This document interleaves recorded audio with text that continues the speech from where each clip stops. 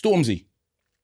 Did Stormzy sell out by doing the ting, raw? Did my man turn around? The McDonald's advert, raw. And to focus on your mouth, The producer wants to get involved in the conversation. He did a collaboration with McDonald's. I think it's called the Stormzy Meal.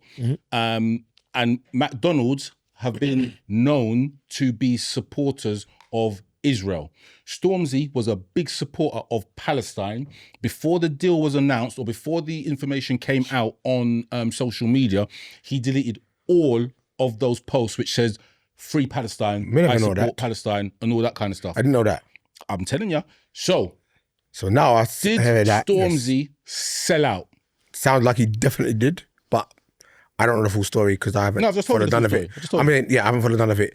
But to me, I was thinking, this meal thing's an idiot thing. That's a standard, normal meal. It's not like he done anything extra. It's like he said, can you make my burger special with no onions and no gherkins and this? He just ordered any old food. I said, that's my meal, boom. And they said, yeah, let's promote that. It makes no sense. You sound passionate about McDonald's. I don't even eat McDonald's. It's just foolishness. I'll be honest with you. I don't think he sold out, but I think he put himself in a precarious position. When you jump out the window and you start talking politically about things that no one has asked you for your opinion of, you put yourself in a position where anything you say that contradicts what you said before makes you look like a fool. Now, I don't think he's necessarily sold out because I think there's a lot of hypocritical talk from people talking about what they would and wouldn't do. I wouldn't do this for the bag. All that talk for me don't mean nothing. But I think where his mistake is if you're going to jump out the window and make a political opinion on something that no one has asked you about, be aware there are going to be repercussions. And the fact that he deleted all the posts before makes it even worse. Dean, you got a comment on it? I don't think he sold out, no. What I think he has done is, as Wiley cleverly articulated, is he's put himself in a position where his moral compass is now being questioned. Right, okay. And as soon as you put yourself in a position where people are going to question your moral compass, they start questioning you as a person, start questioning you in all of your arguments. So nothing now holds water. Do you get what I mean? Yeah. And that's where, like, I've got to be honest. Just the other day, I was down in Croydon, and I went to see a performance in the Brit School. Shout goes out to the Brit School. My team. And in the car park of the Brit School is where his murky FC... Oh, the football team. The football team's there. And obviously I didn't know it was there. I just walked in, I just saw the big sign. I was like, oh, this is good. But when I was there must have been about 120 people.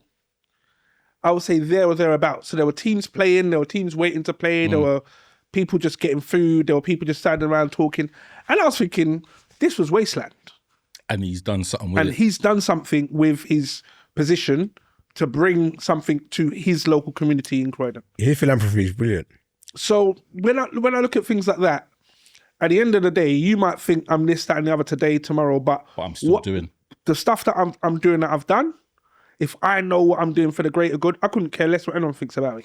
Well, this is the thing, and this might be a bit controversial. Not my standpoint. This is a response I saw. So they were saying, right, so Stormzy is African, yeah?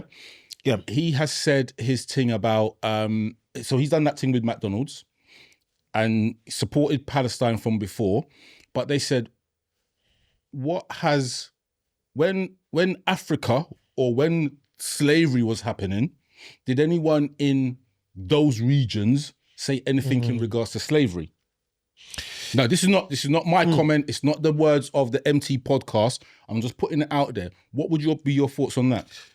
Say that again? Yeah, I need to repeat. No, I get what you're saying. So basically, the crux of it is when there were things happening. I won't say slavery. I'll say when there was. Yeah, but what I will say is when there was things happening in South Africa, all right, and there was apartheid, let's say, for example, what did the Middle East and some of those regions do to combat against apartheid? Or even to speak out. That's what they speak said, out. to speak now, out. I remember, and I remember there was some countries that did jump out the window against apartheid. Now, the reason why I use apartheid, because it's something that can be looked up and easily found. As apart from slavery being so many years ago, it becomes difficult. But apartheid was something that the British were supporting, that the Dutch were supporting, that a lot of the Western countries were supporting. It was very much nobody jumping out the window.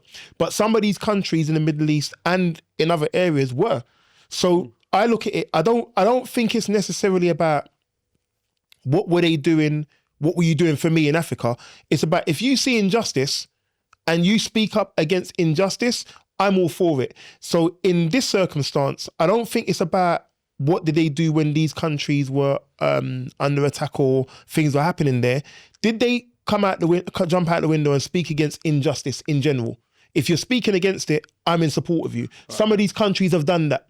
So I would say, yeah, some of them have been very silent. But it doesn't mean that we, and in his case, him, shouldn't speak out against injustice in that regard. So that's what my take of it is. And